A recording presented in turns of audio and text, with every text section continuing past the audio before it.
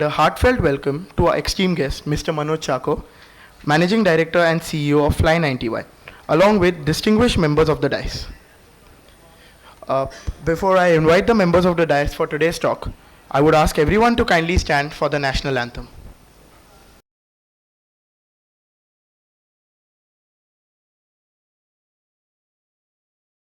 Suraj Rane, Mr. Ramkrishna Hadiye, General Secretary of MESA. Also joining us today for this talk is the CTO of Fly91, Mr. Prasanna Subramaniam, and Professor Maria.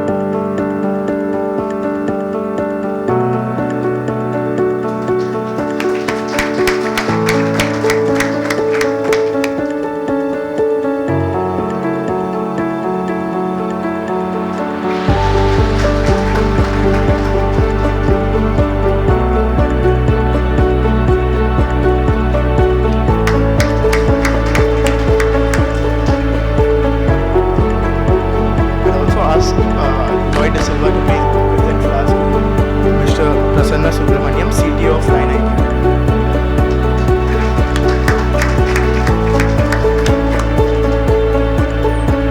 Thank you, Lloyd. Let's begin this event by inviting Dr. Ganesh Hegde to formally welcome everyone. Over to you, sir. Good morning, everybody. It feels really great and privileged to welcome you all for this special alumni talk. The alumni platform which we have here in Goa Engineering College, where we call a prominent alumni and celebrate their success story. Not only success story, we take inspiration from them. Today we have one of the most accomplished alumni of our college, Mr. MANOJ CHACKO. Let us welcome him. Welcome, sir. When I was talking to him about 15-20 days back, I said, we want you to come to our college, and he's a MD and CEO of Fly91, the latest and the newest airline based in Goa. So I was talking to him, he said, in the first step itself, he said, yes, really thank you, sir, for taking a time and spending time with us for motivating our students. Alumni platform is a showcase of what I can say is GEC's contribution to the society, where our alumni come here, talk their contribution to the society, talk about their success, their struggle, which they share with our students, which motivates our students. So I can say this platform, Alumni Talk Series, is an inspiration desk where our students will get motivated. Mr. CHACKO is a dynamic business person. He started his career in the year 1991 or 1990 graduate. He was a simple employee at Emirates. Then he is an entrepreneur. He is a businessman. He has made a lot of impact on global travel and service industry, that you can say. You must have seen his lot of interviews on many of the channels. He has a detailed understanding about what is happening in travel and service industry. So his success story, his struggle story is definitely inspiring us. His, the career trajectory will be definitely not an easy one. He must have succeeded because of his hard work, determination, unconditional service, what he has provided. See, all these things, I think, has come in him when he was a student here, when he was a student in Goa Engineering College, where these qualities have been ingrained in him. I think we should really appreciate Goa Engineering College faculties and the environment which it has got and the capabilities. So it is in a platform, alumni platform, is in a showcase of our contribution, institute's contribution to the society. I will not take much time. Let us hear all the details. Manoj was discussing with us all his earlier years here, starting from maybe all of you are really eager to hear about happening. He was one of the major person who was involved in happenings also. Let us hear his views, his success, his struggle. Let us take inspiration from his life story. Thank you. Welcome you all.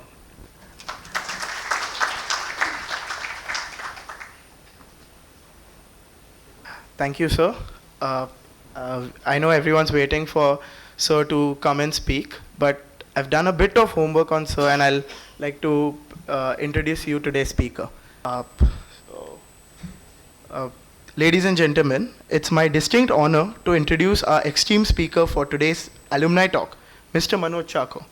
An accomplished leader in the aviation and travel industries, Mr. CHACKO brings over 25 years of rich experience to our gathering. Mr. CHACKO is an alumnus of Goa College of Engineering, where he earned his bachelor's degree in mechanical engineering in the year 1990. He further enhanced his academic credentials with a master's in management studies on marketing and finance. Throughout his distinguished career, Mr. CHACKO has held pivotal roles in several prominent organizations. He served as the executive vice president at Kingfisher Airlines, where he was instrumental in steering the company's strategic initiatives. His leadership journey continued as Chief Operating Officer and later as CEO of SOTC Travel Limited, significantly contributing to the company's growth and success. Additionally, Mr. CHACKO has held key positions at American Express and WNS Global Services, further showcasing his versatility and expertise in the travel and aviation sectors.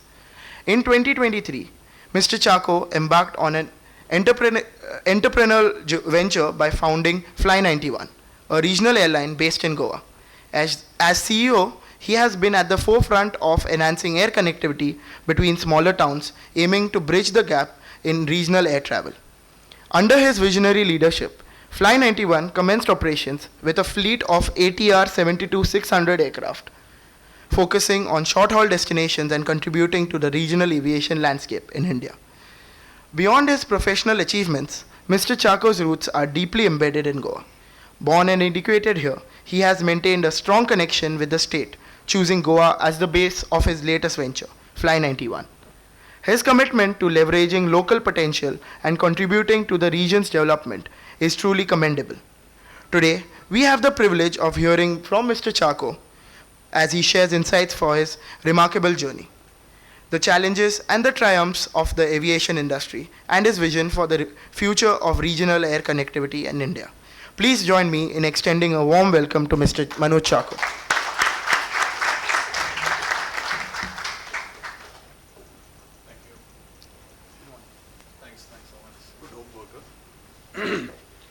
You guys had the advantage of Google to do your homework, which we never had.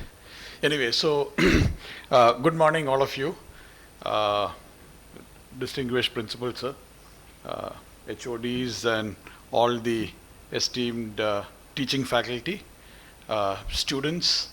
It's actually a privilege for me to be here.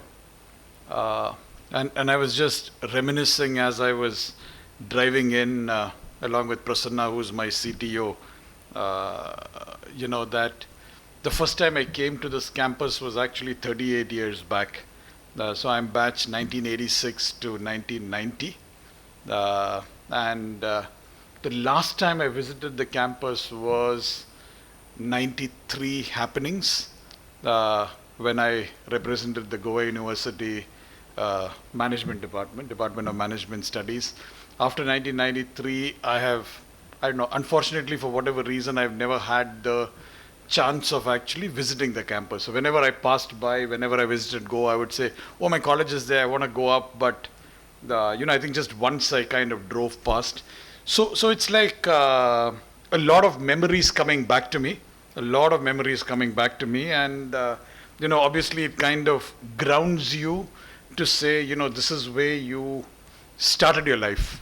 Okay, so I was just like one of you guys. We never had the privilege of air-conditioned classrooms, and we never had the privilege of, we sat on hard wooden chairs, and we never had all these nice audio-visual aids that you guys had. We had no Google. We had the library with some books out there, and we had our seniors chasing us like crazy. Okay, so first year was spent getting out of their eyesight. Okay, because if you come in front of them, it had its own set of challenges, which I believe nowadays you guys possibly don't know what that is. But maybe I'm just going back in time, saying these are all small things that actually help you get to where you are. These are what they call as, all of you guys have learned in engineering a process called tempering. Correct? Do you know what is tempering? First year foundry, I'm sure you would have. I don't know whether you guys still have foundry in your first year. Correct? But when we were there, in first year, we had something called foundry. We had to go, it was opposite the library, put a piece of metal inside the forge, take it out. Heavy hammering. Bala, remember? Heavy hammering. Okay, and then you dip it into oil, right? You dip it into oil and then you kind of keep tempering. So life is all about how tempered you are as you grow. Okay, and college life or GEC helped temper me, prepare me for my long journey going ahead. Just some fun facts. I was the first batch of the Goa University. So the previous batch had the option of selecting between Bombay University or Goa University to pass out. So I was the first batch that was officially, that passed out of Goa University. So first batch of Goa University's mechanical engineering feels like a very, very old time. Okay, it almost makes me feel ancient. Okay, but I carry the tag very proudly. And I just want to take you through some of the life lessons and some of the important milestone points for me as I went through. And the idea is to kind of, just openly share some of the thoughts with you. And obviously, if you have questions, we can have a nice Q&A question at the end of it. I don't think when I came over here, I ever thought someday I would, be running my own business in Goa. Those days, the most coveted job was getting a job in ACGL. Okay, so if you could get a job in ACGL, like, you have made it in life.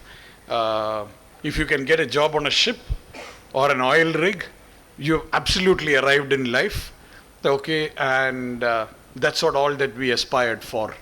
Okay, there was no more aspiration beyond that. My first job, fortunately for me, we had Larsen and Toubro that picked up 3 graduate trainee engineers from Goa Engineering College. They didn't come to campus. They told, if you all want, you buy your own tickets, come to Bombay, we'll put you through the process. 3 of us went, 3 of us got. And I still remember my first day with L&T in Powai. We walked in, so it's 270 engineers picked up, and I didn't even know what a GET program meant in L&T. Later on, I figured out that it was supposed to be one of the gold standards. Okay, and we were 3 of us who, and when we walked in, we had guys who said, oh, I'm from IIT Madras, I'm from IIT Delhi, I'm from IIT Kharagpur. I'm like, where is Kharagpur? We've not even heard about IIT Kharagpur. Okay, and I'm from NITI, I'm from REC. I think in that entire batch, we were possibly about 6 of us who did not have a tag. Okay, that's the right word to use. We were like the outcasts. Okay, everybody else is, and these guys are all talking. Oh, we're going to do our, 1 year we'll be GET, and then we'll go to IIM Ahmedabad, and we're like, what is IIM Ahmedabad? Oh, we're going to go to Stanford. So that's the kind of conversations that were going on. Okay, and for us, the only thing that mattered was, if I can get a trainee engineer's job in ACGL. Okay, and I think that's when the world started opening up.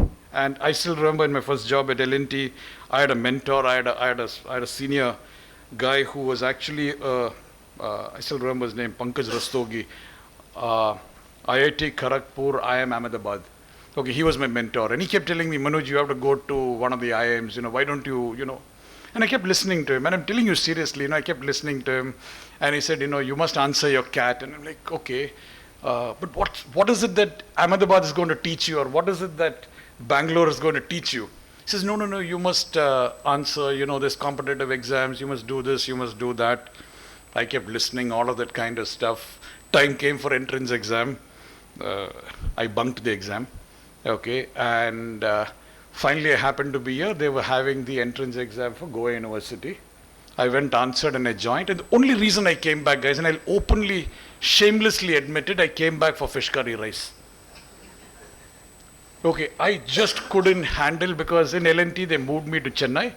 I was working in Chennai, okay, where, I'm sorry Prasanna, you just don't get good fish, and you just don't get good fish curry. Okay, and while I love South Indian food, I just had to come back. So I will publicly admit I came back to Goa. Okay, I wanted to be back home. I was missing home. Okay, I was missing my fish curry rice. Okay, I was missing Goa. I came back to Goa and I said, okay, now 2 years I'm in Goa. We'll worry about what to do after that. Okay, so this is, so again, the point I want to make is, today you guys have so much more exposure.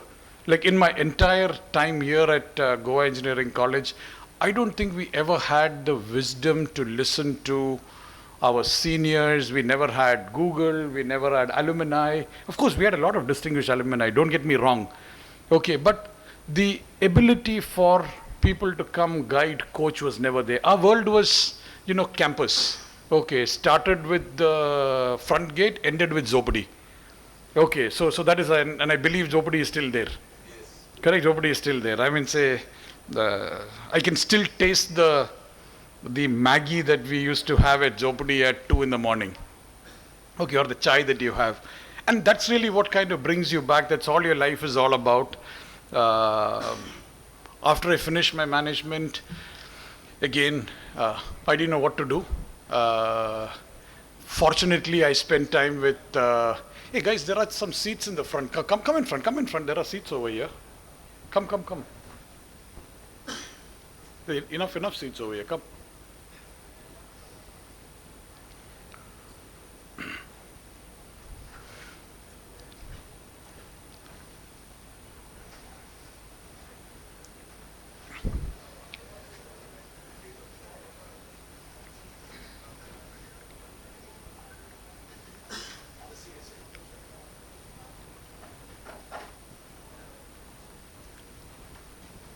Come in, guys. Squeeze in as many as you can. Not a problem.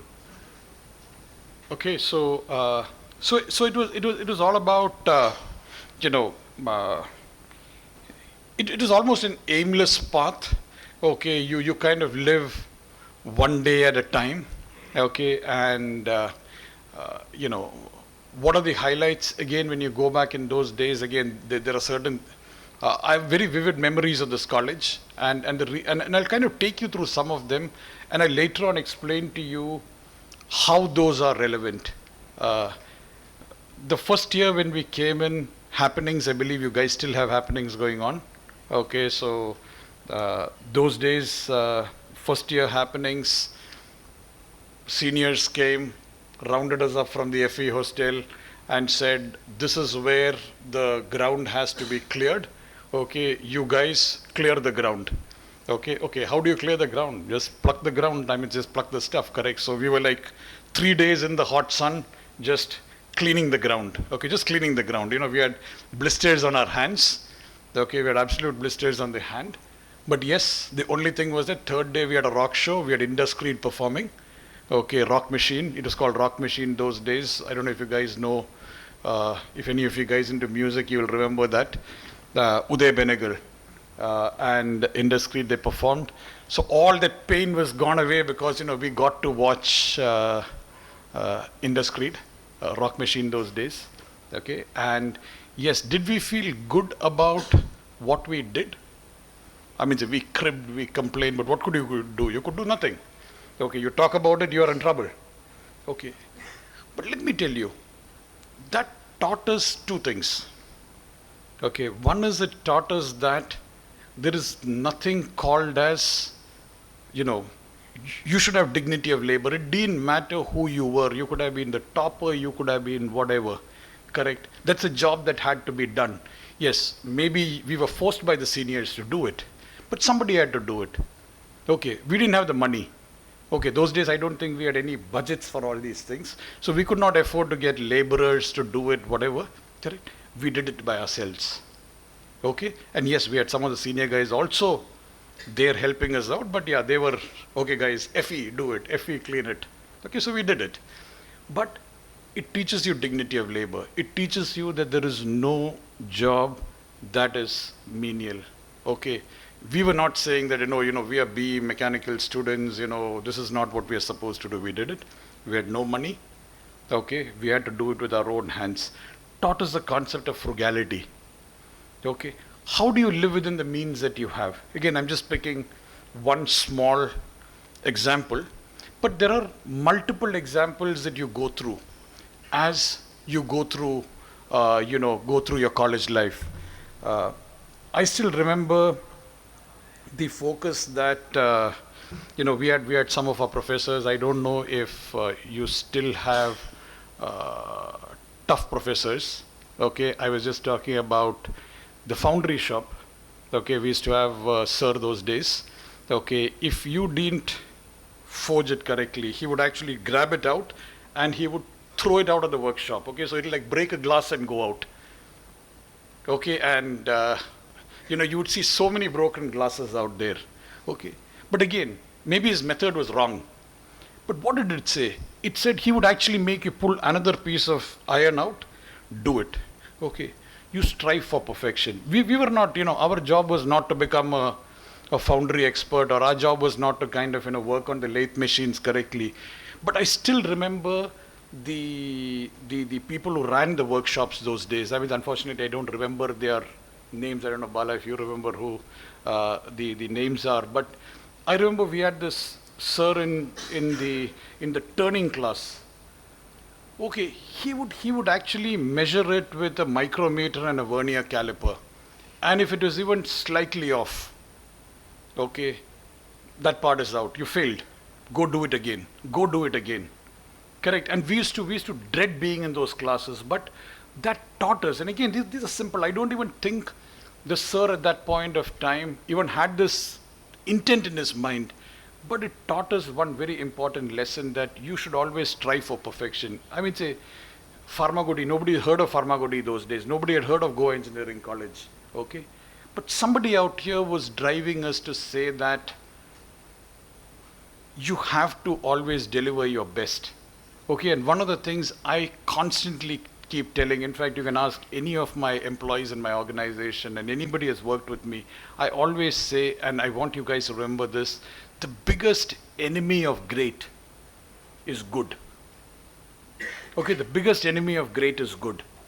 Okay, so this is one thing I learned coming out of here is strive for perfection. Small things, foundry class, at the, at the, what is it called, turning shop, correct? I mean, say, I don't know whether what it's called nowadays, but am I right, sir? Correct? The workshop, correct? These are things that were not negotiable. I still remember my engineering drawing classes. I mean, that is one of my favorite subjects. I mean, I still very proudly say that I can beat a lot of you guys on my engineering drawing skills even today. We had a sir called Goli Wadekar, who used to teach us engineering drawing. Very, very soft-spoken sir, but very firm. And I still remember the first exam that we had. This was in first semester. Everybody, thought that we were the cat. We knew everything. And he gave us that one paper which none of us were able to crack. Absolutely none of us were able to crack. Okay, it was just one drawing that he gave, and he said, make a 3D rendering of that. Okay, and we could not make head nor tail of what the drawing was. Okay, I still remember only one guy cracked it. Only one guy from my batch. In fact, he then went on to be part of the 3 guys that went to L&T, a guy called Neeraj Das, who was my topper from my batch. He was the only guy who cracked it. Okay, the rest, all of us failed. All of us failed. And we couldn't believe it that we actually failed. Again, what is the lesson that you learned? it is okay to fail. It is okay to fall down. Okay, and I still remember the way Professor Goli Wadekar actually encouraged us to say, it is okay, nothing wrong in failing, but sir, this is not fair, we've never seen it. Last 6 years we looked at question papers, we've never seen something. He says, that doesn't matter. In real life, when you go, if this thing comes, what will you do? Simple question. But we've never seen it anywhere. Last 6 years, sir, look at the question papers, never come. This is not fair. He says, what is not fair? Go back, answer. So, that is the third thing. Never have fear of failure. You will fail. In your journey, in your life, you will fail, you will fall. You will fall a number of times. Every time you fall, you got to get up, shake yourself up, keep moving. Okay, and these are all things that the faster you learn, okay, and I know nowadays, I don't know what is this generation called. I lost track of what this generation. Is it Gen X or is it one generation beyond that as well? I don't know. Gen Z. Okay, Gen Z. Okay, so Gen Zs come up in a thing where, life is comfortable, life is good, life is Instagram, all the influencers that you see out there, that is the perfect life. Let me tell you one thing, guys. Life is not that. Life is hard. Life is tough. Okay, life is full of failures. What you are living in today is a very, very secure environment. The world out there is bad. The world out there is horrible. Okay, you have to pick up your 2 skills when you're in college. One is you have to pick up your educational skills for sure. Okay, nothing will prepare you for your basics as you go forward, correct? And the second one is you got to pick up your life skills. Okay, because these life skills, like even today, I can go back and relate to life skills.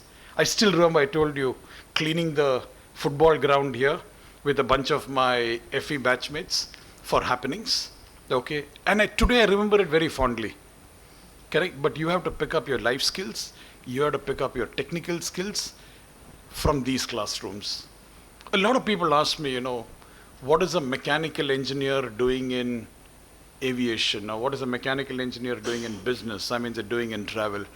And what are the skills that you learned in college that actually help you? And let me tell you, there are a lot of skills that you learn out here that will stay with you till the day you go to your grave.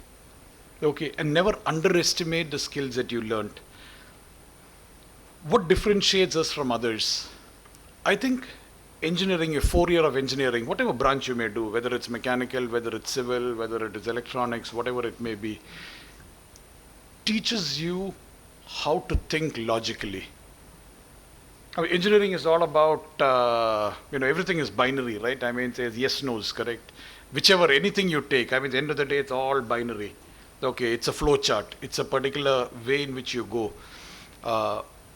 For you to be successful in a career, for you to be successful in business, correct, the logics that you learn are very important. Again, we came in an era where, we started with basic programming, then we went to COBOL, then we went to Fortran. I was just telling the principal, sir, that my final year project was in DBase 3 Plus on a 386 machine, which was like the high-end machine that you could have.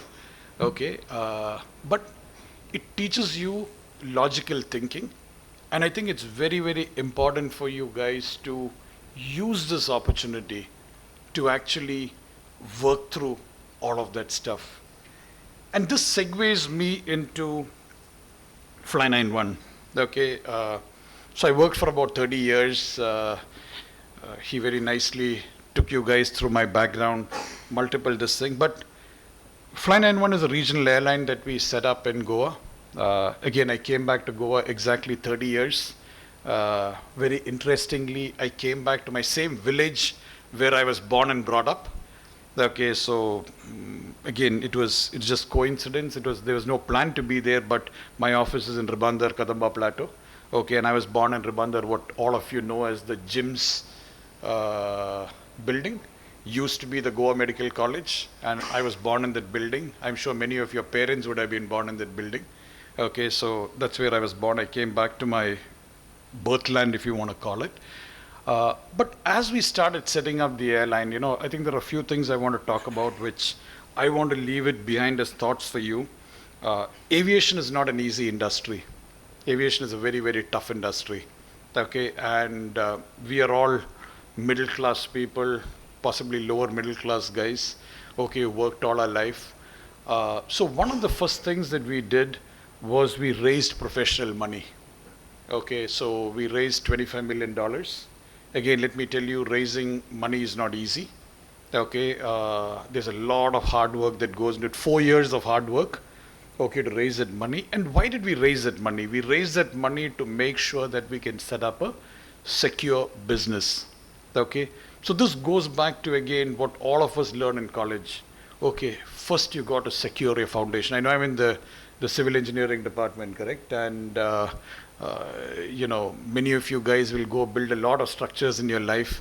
If your foundation is not strong, okay, you can build whatever you want. So make sure that whatever you do, always focus on what is going to be your foundation. For airlines, the foundation was financial security. So the first thing we did was spend 4 years raising the money, raising quality money, raising the right kind of money. Okay, doing the business plan. I did about possibly 250 iterations of my business plan. Okay, because every time you go meet an investor, he's got a question, you come back, you improve. You got a question, come back, you improve. Correct? I can compare it back to my days in the turning shop, correct? You do it, the guy chucks it out. You come back, you do it, he chucks it out. Okay, then he fails you, correct? That builds your ability to be persistent. So let me tell you one thing, persistence, guys, in your life. Okay, you have to, whatever you may do, you have to be absolutely persistent. If there is no persistence, you will never succeed. And nowadays youngsters everybody wants to do a startup, right? I mean, how many of you guys want to do a startup in this room? Nobody? Okay, so quite a few hands. You guys want to do a startup. Yeah, what is it?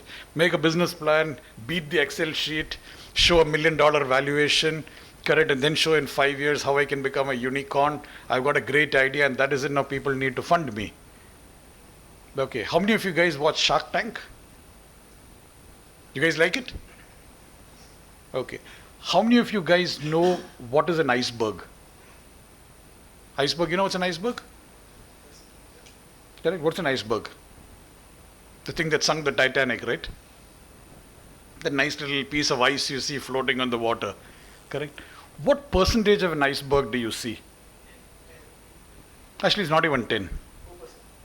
It's more like 3 or 4% of an iceberg is what you see. The rest is below the water, right? Okay, I won't ask you what is the principle of physics that makes only 3% come on top. But I'm sure that you guys know that, right? Anybody that knows it can explain it to me? Why is it that only 3% of the iceberg pops on top and the rest is below the water? Okay, I'll leave that for you guys to figure out in Google. Why is it the entire iceberg doesn't float? Why does 3%? Anyway, that's out of syllabus question right now, guys, so I'll keep it out. Let me tell you what you see on Shark Tank is 3% of the iceberg. Okay, we see all those young guys coming in, they're getting, somebody is putting $1 million, somebody is putting 10 crores, Indian Shark Tank, whatever it is, correct? All of that stuff. In fact, we got a bright kid from Goa who was on Shark Tank, right?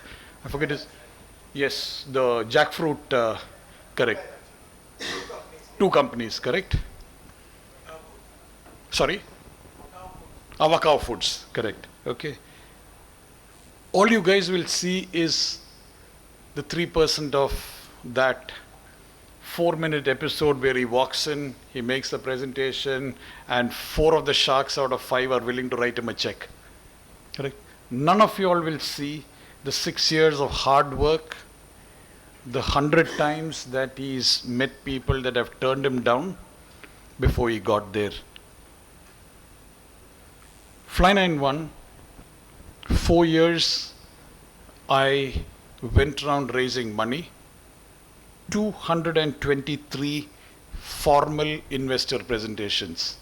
When I say formal investor presentation, it's where it's not just you make a presentation, they call you back, they want to see your data book, then they call you back again because they got a bunch of questions, and then it may go to more meetings. Okay, so 223 is what got to that stage, so there must have been at least 300, 400 that happened. Okay, and literally brick by brick by brick by brick, out of all of these 223 serious guys, finally ended up with about 7. Okay, that actually put in the money. Okay, so if I do 7 out of 223, what is the percentage, guys? Who's good in math? Guys? Not right, but anyway. You guys need to be precise. But anyway, that is the tip of the iceberg, guys. Okay, so in life, let me tell you one thing. All of you guys who want to be entrepreneurs, okay, it's a tough ride. Okay, all of you, okay, I don't want to be an entrepreneur. I want to be a CEO of a company. I was a CEO of a company for 15 years for multiple companies. Again, let me tell you, it has got nothing got to do with your qualifications. It's got nothing got to do with the knowledge you have. It is about hard work. It is about persistence. It's about falling. It's about getting up, and it's about failure. When Kingfisher Airlines shut down, okay, 8 months there was no salary. So the last 8 months of my life at Kingfisher Airlines, there was no salary. And after that, 8 months I was unemployed. Okay, 16 months of my life in 2012, when I was 42, 16 months of my life I had no salary. Okay, you got a family to run. You got house loans to pay. You got so many things to do. Correct? But you got to get up, shake it off, wake up the next day morning and go out there. So all I want to tell all of you youngsters is you must be absolutely prepared for failure, because till you don't fail, you will not succeed. We all like to look at, Elon Musk, we like to look at Mark Zuckerberg, we like to look at Steve Jobs, we like to look at all of that stuff. All that you guys see is the 3% at the tip of the iceberg, guys. Okay, so reality is not Shark Tank. Okay, reality is all the hard work, sweat, blood, tears. It's like watching a movie, right? All of us see Shah Rukh Khan on stage, we see all these guys on stage. Nobody sees the hard work that goes in. Nobody sees the 4 a.m. wake-ups, the 16-hour days, okay, the takes, the retakes, the injuries, all of that kind of stuff. Correct? So very important that we need to be ready for failure. The other point which is very critical is, Sachin Tendulkar, even on his last day, Sachin Tendulkar was the greatest cricketer, correct? And for all of us, he was like one of the greatest cricketers, correct? I'll say one of the greatest cricketers because I still think there are better guys than him. He had to prove nothing to anybody on his last day, correct? He still did net practice for 2 hours. Why? Okay, you're striving for perfection should never go away even on your last breath. Okay, that is again, I told a sentence earlier, what differentiates good from great? There were so many good cricketers, correct? What made Tendulkar great? What made Dravid great? What made Lakshman great? Correct. It is they strive for perfection. And that is one thing, again, I will tell youngsters, I'll tell all of you guys, never hesitate to strive for perfection. Never be happy with what you do. You have to be grumpy with yourself. Okay, you have to kind of keep pushing yourself. The first presentation you make, you like it. Give it to 5 people. 5 people will find 5 things wrong with it. Okay, that point of time, don't go and say out of syllabus. Okay, that point of say what more can I do? What is it that we can work through? So coming back to the Fly91 story, hard work, 223 investors, serious investor meetings, 7 of them finally agreed to give the money. And once they give the money, you're responsible for the money, correct? Uh, it is serious business, and aviation is an extremely serious business. So we had a bunch of guiding principles, and I'm going to spend a few minutes talking about the guiding principles, what has guided Fly91 so far. As we speak, we are 9 months into operations. We operate into 7 cities. Goa Mopa is our home base. We have about 300 employees. Very proud. Most of my employees are local boys and girls. Okay, absolutely local boys and girls. Uh, Doing great stuff, fresh out of college, couple of years experience. So all of you guys are welcome to walk in anytime to Fly91 and look for an opportunity. We'll be more than happy to evaluate you guys, but then it'll be on merit. Today, 7 cities we operate. We operate daily flights between 6 city pairs. We've opened up completely new markets like Lakshadweep, Jalgaon, a lot of sectors. We have about 40 pilots that are there, some of the best that exist in the country. We got about 35 engineers. We got about 40 cabin crew. Great team, excellent team that kind of came together. And as a small company, we never had money to throw around. Okay, so we really had to make sure that we got people who were still good, but they came because they had the hunger. Okay, they had the hunger to come work for us. And a few guiding principles that we work on. So obviously, being in the aviation industry, safety is paramount. Okay, everything you do, it is predicated by safety.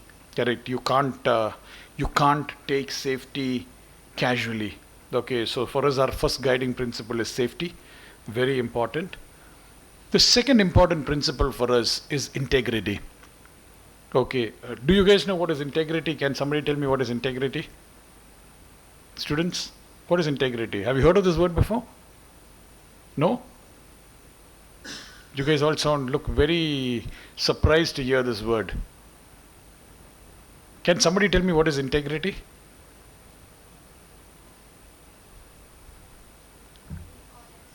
Being honest. Okay, what else?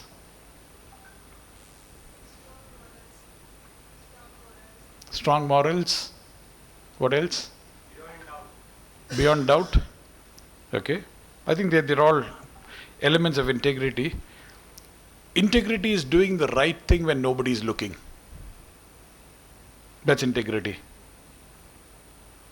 Okay, and how do you check integrity? There's something called the Times of India test. The Times of India test says that you are in doubt about doing something, okay, and you're not sure whether it's right or wrong. You apply the Times of India test to say that, or you can call it an Aviation Times or whatever, is imagine that particular thing that you want to do is going to show up on the front page of the newspapers tomorrow. Will you and your family be comfortable about it? If you're comfortable, do it. If you're not comfortable, don't do it. Integrity is about stopping at a red light when there are no cops watching you. Okay, so for us, one of the most fundamental guiding principles has been integrity. And let me tell you, and we say this very proudly, aviation is a very regulated business. Okay, so you got to go through a process called getting a no objection certificate from the Ministry of Civil Aviation. Then once you get it, then you work with the DGCA, the Director General of Civil Aviation, to get your license. We are very proud of the fact that we are possibly the only airline in India that got its NOC flat in 3 months. We've spent another 3 months putting our paperwork together. And from the day we officially put in our application, we got a license in month number 7. The fastest by any airline. And where is integrity coming into this whole thing? Okay, you're dealing with the government, you're dealing with regulatory authorities. we went through this entire process. I mean, we have no godfathers. Okay, I got no godfather, no political godfathers, no nothing. I mean, I'm just a middle class village boy from Ribandar who went and worked hard and earned some money, went raised some public funding and started an airline. So no godfathers, no political connections, nothing. Okay. We did not even gift 100-gram mithai box to anybody. All we did is we said we'll do the right thing. We kept giving applications, they got something to be corrected, give it back, we corrected, give it back, corrected, give it back, corrected, give it back, corrected. Okay. And we've said this right from day one. We are here to set up a business. This business is for the future. This business is for the younger generation. Okay. But whatever we do, we'll do it the right way.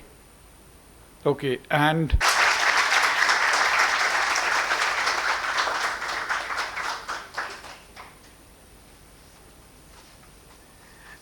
Thank you so much, sir. I guess, when Fly91 was initially starting operations, I was working at Webware for a while, the office below yours. Yeah, and I always, the first thing I asked was, is it a government office or something? Because initially there was also archives on top, so we thought they'd be, taking up. And someone said it's an airline. Like, is he stupid? The first thing that started in the office, because everyone started quoting Richard Branson. If you're a billionaire and if you want to become a millionaire, you start an airline.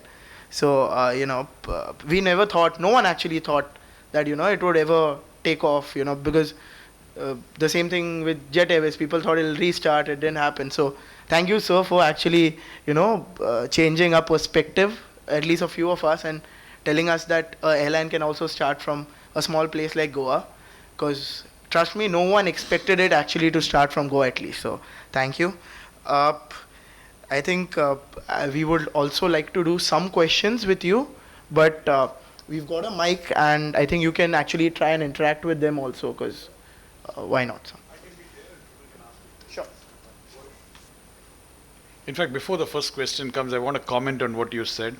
When I was going around fundraising, I kept hearing this joke, Oh, I want to tell you an aviation joke, Manoj, how to become a millionaire. Start as a billionaire and become a millionaire.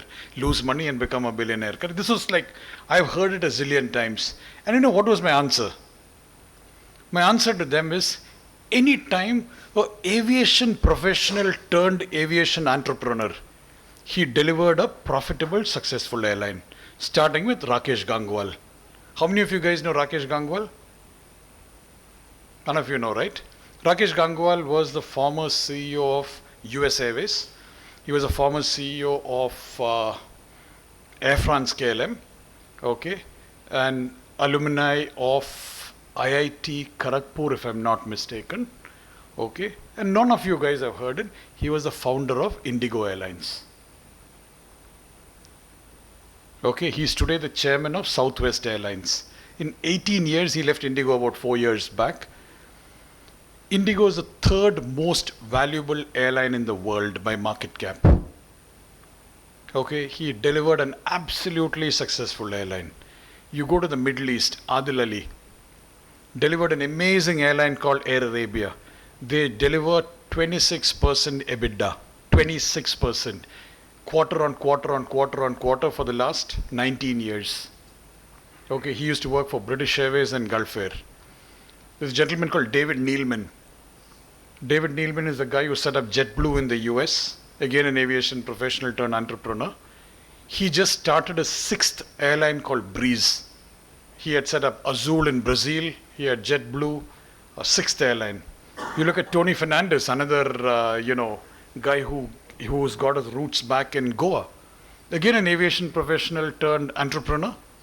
AirAsia, what an amazing story. Okay, so that was my counter. Or Herb Keller, who started Southwest, 54 years down the line, still generating profits. Okay, so my counter to that was, I'm confident Fly91 will succeed because I'm an aviation professional. I've turned entrepreneur. And what differentiates is that because we know all the mistakes others make the mistakes. In my company, what I keep telling is, if there are 10 things I learned in Kingfisher and Emirates, okay, 8 of them I don't want implemented here. Okay, so sorry, there was a question coming from there.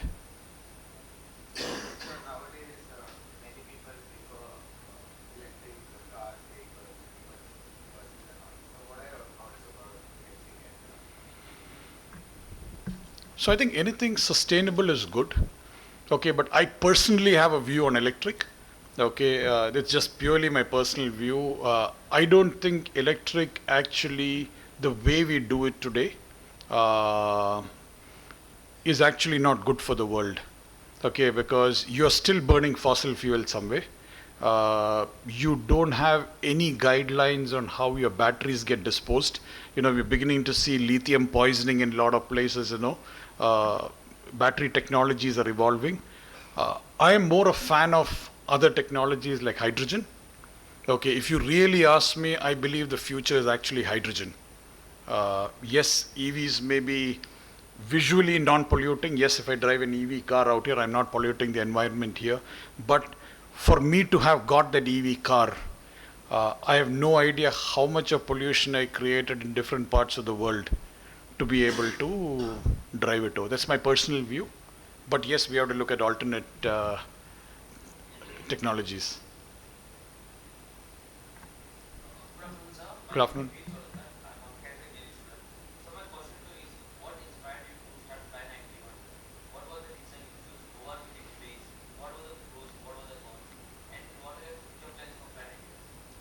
Okay, that's you're asking me to put my entire investment presentation to you guys, but I'll try to. But I'll try to answer your questions possibly in like a minute or so. So why Goa? Okay, so Goa was we looked at various places. We said maybe Hyderabad, maybe Bangalore, all of that stuff. So Goa had a couple of things. One is the cost of setting up an entrepreneur, setting up a venture in Goa was far more cheaper than a lot of other places. Like if I had to set up the same infrastructure, I got 14,000 square feet out here. Just pure rental alone, I would have paid much more. Okay, so from a cost perspective, made sense. Operational perspective, we are the first greenfield airline to start in a greenfield airport. So I had no constraints. I had absolutely no constraints. Okay, otherwise you go into an existing airport, a lot of constraints. The third point is Goa is the 8th busiest destination in the country today, which means it's natural flow. You plug any destination to Goa, there is traffic. Okay, so that is another reason why we looked at Goa. Attracting talent in Goa is not difficult. Okay, whether it's talent from outside or local talent. So pilots and all those people, they just like Goa's got good infrastructure, good healthcare, good schools, good colleges, all of that stuff. So that is fine. And operationally, Goa is the only place in India where there are 5 fully functional airports in a 4-hour driving distance. So there is Sindhudurg, there is Mopa, there is Dabolim, there is Belgavi, and there is Hubli. So when I have a weather disruption or when I have anything, operationally, I can go into one of these airports and then I can move my people much quicker. Okay, as opposed to any of the other places, correct? So we have weather situation in Sindhudurg, aircraft diverts to Goa. The other day we had some weather situation in Goa, we diverted to Belgavi. So even for you to recover operationally, it's much more easier. So these are the 5 reasons why we set up in Goa. In terms of plans, over 5 years, we intend to induct about 30 aircrafts. And the first base is Goa, so headquarters Goa, first base is Goa, first 6 airplanes, 4 to 6 airplanes, we'll park it in Goa. Then we're going to set up a second base, third base, fourth base, fifth base. Over 5 years, 5 bases with roughly about 6 aircrafts in each base. About 30 aircrafts is the plan right now. But of course, for us, profitability is important. I'm not necessarily married to my business plan because end of the day, we got to make money. Okay, so we are more focused on what is the commitment we have made to our shareholders, employees, and everybody. So if I can deliver the same money with 24 airplanes, I'll do that. Okay, so, but for us, very clearly, a business has to stand on its own feet. It's got to make real money, not paper money, real money. So yeah, so that I think that answers your questions, right? Did I miss something? Okay, not bad. Thanks.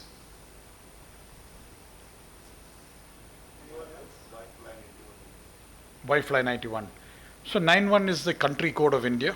So that's how we decided to start the name as Fly91. So it's basically Fly India. So that's how we came up with the name. Please.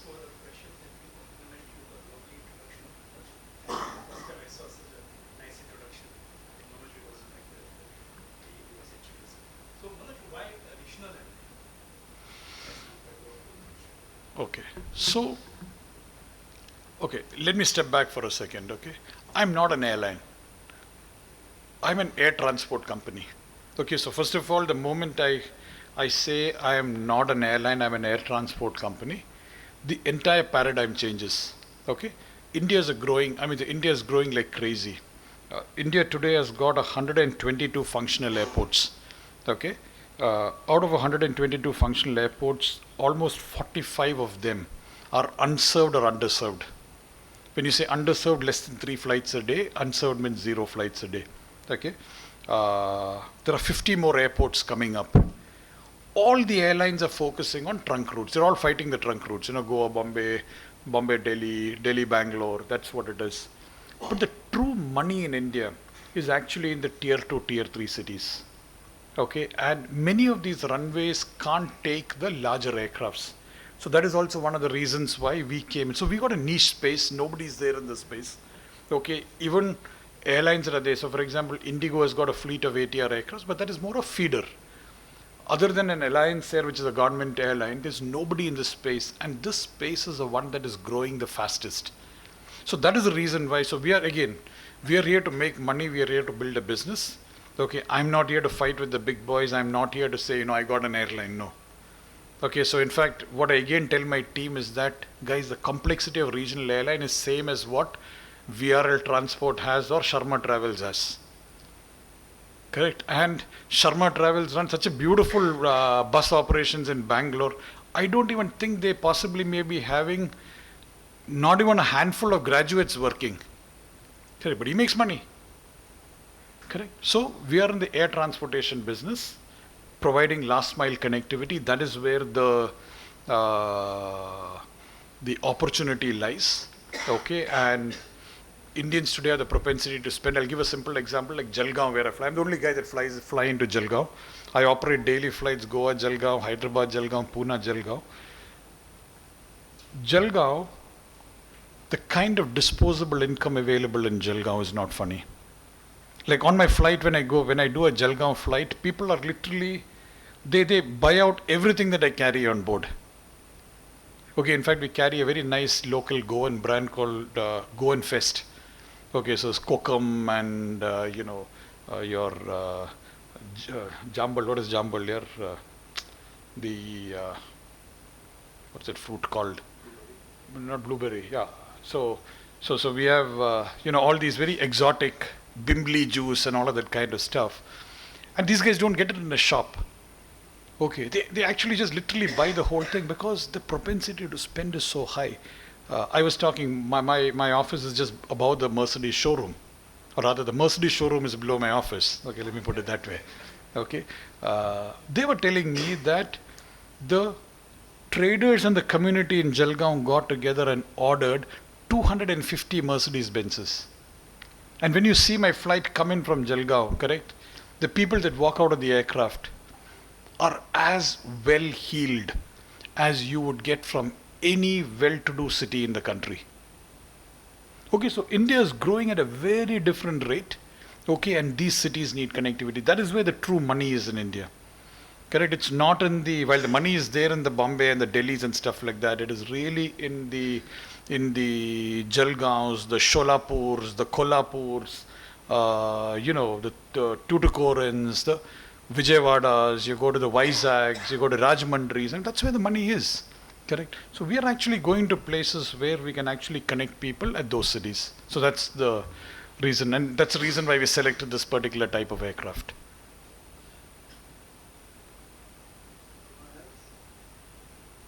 Yes, please.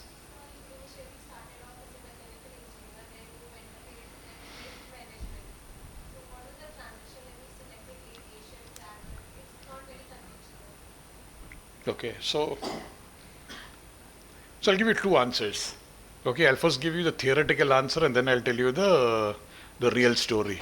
Theoretical answer is, I planned my career. I said, now I've got my management degree, now I want to do some management work, and I charted my career and I went and I planned and I got there. Okay, reality is none of that. Okay, reality is at that point of time, what I got, I took up. Okay, what I talked, like I told you, fish curry rice attracted me to come back to Goa for my management. Okay, I possibly went back to Chennai. I'm a big foodie. I went back to Chennai because I started liking the idli vada sambars, at Sarana Bhavan. So I possibly went back to Chennai again when I finished. So in life, initially, I don't think I ever thought I would get into aviation. Okay, I was always passionate about flying. Okay, at some point of time, I wanted to be a pilot myself, but those days, one, no money. I mean, I come from a very, very humble family. My parents were school teachers. Okay, you could not even dream of becoming a pilot.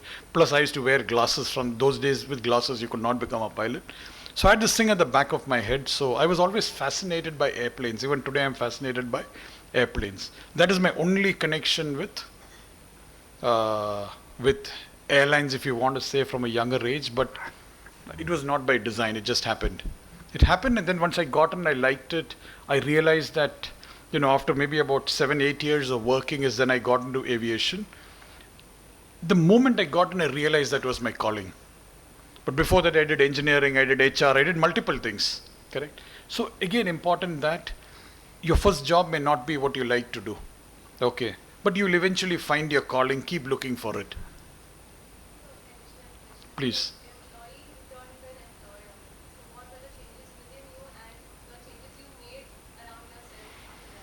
Okay, so let me tell you one thing. Nothing will ever prepare you for entrepreneurship. Nothing will ever prepare you for entrepreneurship, because when you become an entrepreneur, you are no longer responsible for yourself. Like today, if you ask me, I'm responsible for 300 families. My every single decision, right or wrong. Okay, as an employee, whatever decision you make at best impacts you, impacts your family, impact your wife, your kids, your parents, whatever, correct? That's the max, or unless you do something really stupid like you blow up something, correct? But your ability to impact other people's lives are limited. Okay, so as an employee, that is what, it's actually you and yourself and your immediate this thing. But as a employer or as an entrepreneur, your responsibility just changes completely. It's a 180-degree change. Okay, so the kind of decisions you make, okay, are very different, and nothing prepares you for that. Okay, and suddenly you start looking at people from a very different light. Okay, so that is what the real change is. Because now you're responsible to make sure there are 300 families that take care, your salaries have to come on time, there are certain commitments you make, you got to run the business. So, and let me again tell you, success has many fathers. Failure is an orphan child. Okay, and as an entrepreneur, every time you fail, okay, whatever, I mean, say in your journey, there are multiple failures. It's not that Fly91 had no failures. I mean, so we've fallen down 100 times before where we got here. Every time when you fail, you have to sit in a corner by yourself in your room, cry, howl, do what you want, but you're responsible. You have to get up. Nobody is there to come and motivate you. It's not like when you're in an office, you want somebody to motivate you. You fail an exam, you expect your professors to come and tell you, no, beta, it's okay, come. Nothing. When you're an entrepreneur, you will fail, you will fall, you cry in loneliness. Okay. Successful time, there are 100 guys standing around. Oh, this, that, all that stuff. When you fail, nobody's there with you. Correct? So that's the difference. But again, it's a journey that, it's worth taking. And let me tell you, every entrepreneur you talk about, the biggest of guys, have been through those phases. Yes. I hope I answered your question. Huh? Thanks.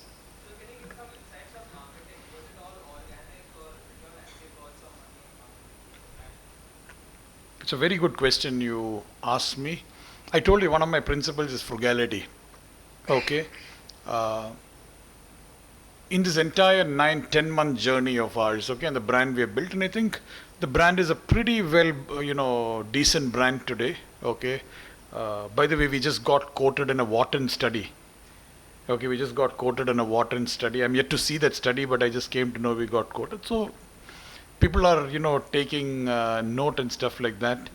For the first 6 months, we never spent a penny on marketing. You see the branding. I mean, in fact, even the aircraft livery that you see, okay, was done in-house. Okay, we said, why should we waste money? We spent time. We went through a lot of iterations. The first time we spent any kind of money on marketing was, I don't know if you guys had seen, we had branded about 30 Kadamba electric buses in Goa. Correct? I think it costed us some small amount. Then we ran a small radio campaign in Jalgaon, Pune and Goa. I don't know if you guys heard the radio campaign, but we had a radio campaign running. So all put together till date, if you ask me, in terms of paid marketing for stuff like this, we haven't spent more than maybe about 17, 18 lakhs. That's it. Rest is all organic, absolutely organic. We haven't spent a single rupee on keyword marketing. We have all the stuff, your SEO, SEs, all that kind of stuff. None of that stuff. Everything is organic. And that is the way you build a brand. Please go.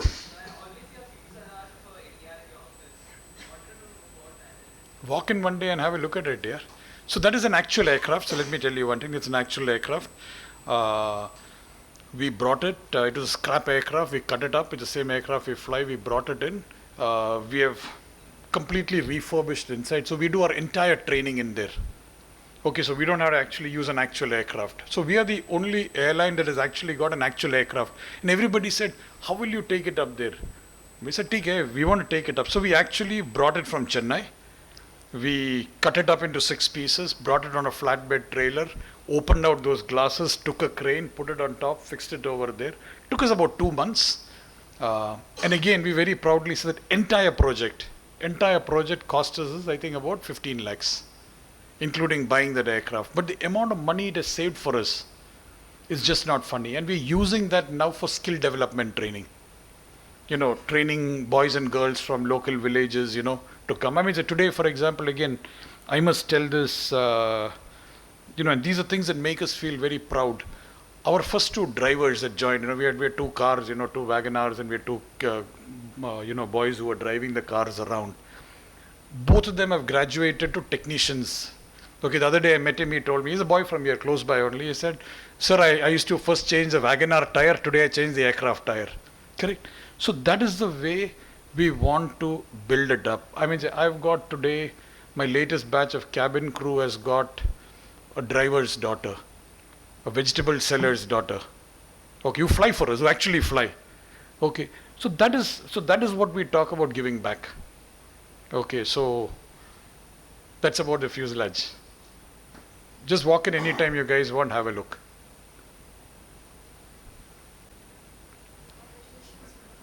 Thank you.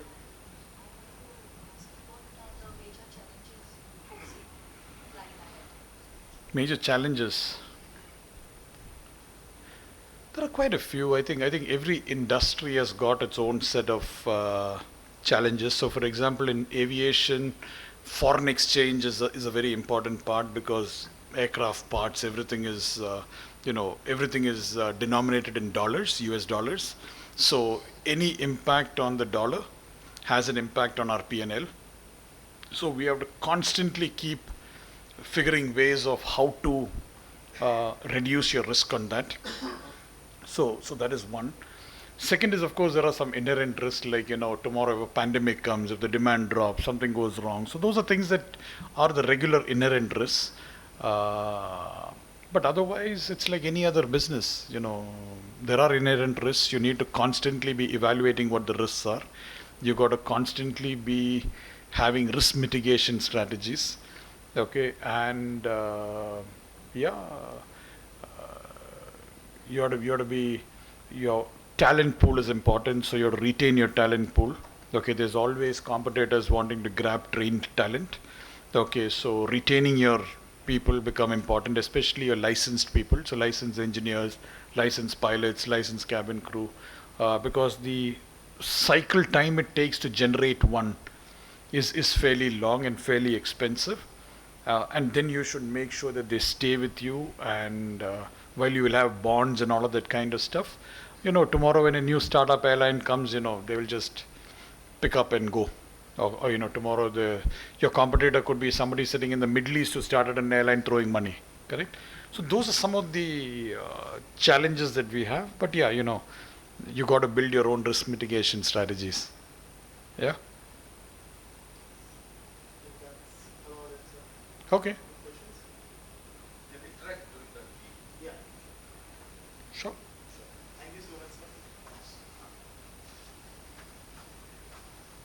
Well, I think that's about it for the questions. Principal, Dr. Krupa Shankara, he's going to come and speak of it. Yeah. Thank you.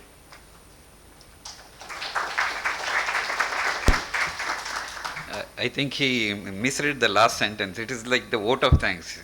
Principals don't give vote of thanks. So he was very polite in saying that, okay, I'm requesting principals to say a few words. So I'm here to thank Mr. MANOJ. So because, it was very interesting listening to him. Three things come out very clear. The life lessons, that he shared.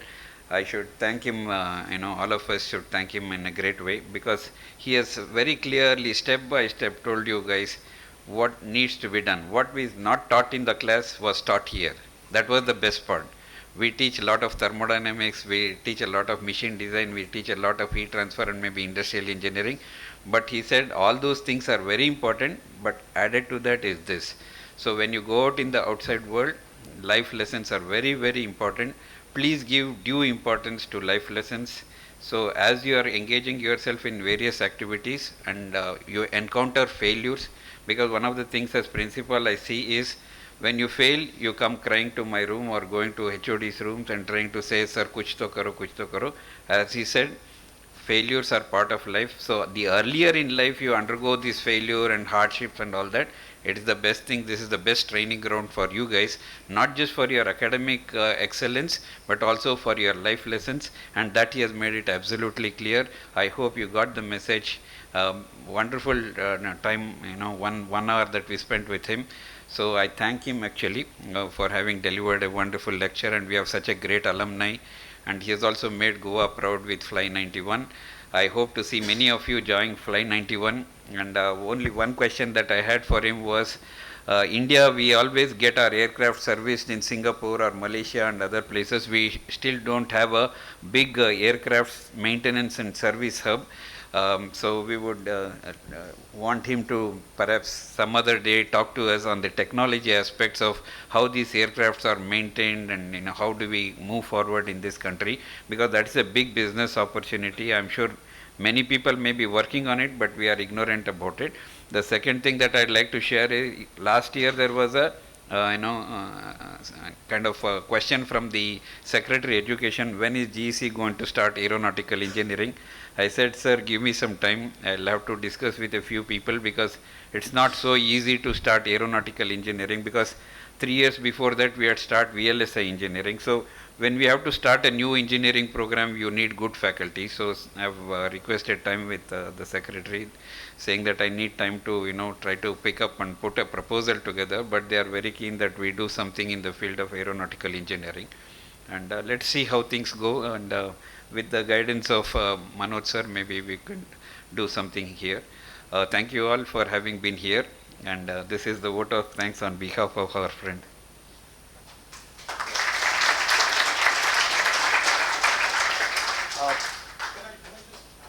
Yeah, sure. Sorry, I'm not supposed to come back to stage. With your permission. No. So I think very, very good point that you raised, sir, and I'll kind of just address that. So one thing is, we are actually working very hard to make ourselves self-sufficient in Goa. Okay, in fact, our focus on engineering and maintenance is very, very high. We actually, so one of the most complex processes you can do is actually do an engine change. The engines have to go for routine servicing, and normally you take it to an MRO. We actually have got ourselves certified by the DGCA to do our own engine changes, and we actually did our first engine change 3 months back at Mopa Airport. First airline, less than 6 months of operations. It was a 38-hour exercise. Okay, went flawlessly, certified by the regulator. Okay, and now we have gone to the next level of checks on the aircraft. Okay, so we've already certified to do a whole bunch of checks, and our final aim is to be able to manage all of these checks in-house. Okay, so that's number one. Number two is, I think it's a very good question that you raised, and I think as a start, okay, it doesn't have to necessarily be aeronautical engineering, okay, but we'll be delighted to partner, okay, for you, because ultimately we have something called as AMEs, aircraft maintenance engineers, okay, and most aircraft maintenance engineers are engineers, okay, typically mechanical or whatever it is, and then you go through a set curriculum of training. Okay, so we are happy to partner with Goa Engineering College, okay, to maybe start it as an elective or, give practical hands-on training. If there are students from, let's say, mechanical or, say largely it's mechanical. Say, again, I don't know how civil engineering, other branches will fit in, but we are happy to work with you guys, okay, to work with the college, sorry, not you guys, work with the college to provide maybe an elective with hands-on practical training. Okay, if there are students who are interested to pursue that, because again, it's a very complex line that you need to go in. Okay, and again, we have a lot of very, very capable engineers that work with us. In fact, my co-founder is actually, he used to be the head of engineering maintenance a couple of airlines before. Okay, so we're very keen to look at how we can potentially partner. So more than happy to do that. And we are also happy as you guys pass out, okay, if we are constantly looking for good engineers, okay, both in the technology side, which is more the software and all of that kind of stuff. So kids who want to come in that space, we're happy to look at it. And then of course, the actual aircraft maintenance engineering part, it typically takes about 2 years of exams to be passed, certifications. So anybody interested, we are more than happy to have those conversations. So just consider Fly91 as your test bed, okay, and use this as a sounding board, more than happy. Yeah. Before I give that opportunity to any of the other engineering colleges in Goa, I'll give this college the first right of refusal. Yeah. Thanks.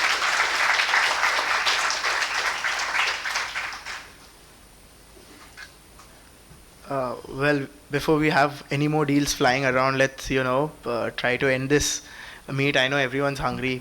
I am hungry also. So before that, we'd like to, as a show of gratitude, we'd like to offer you a small memento. So I'd ask Lloyd De Silva to please bring the memento, and I'd ask Krupa Shankar sir to please offer it to sir.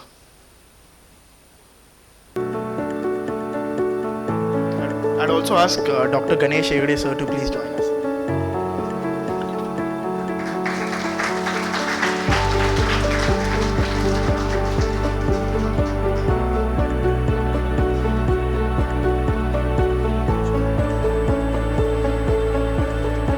I'd also ask Dr. Suraj Rane to offer a memento.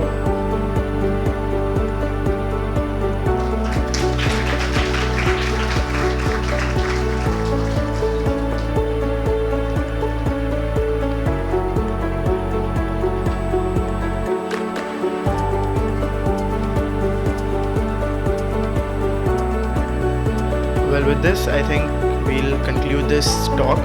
Just one more thing. This was organized by the Alumni Association of GEC. We are happy, with this network we got so over here. There are more distinguished alumni of GEC. You can connect through Dr. Ganesh Hegde. Any help you'll need, you can always approach him. He's always free to, help you guys out in any way.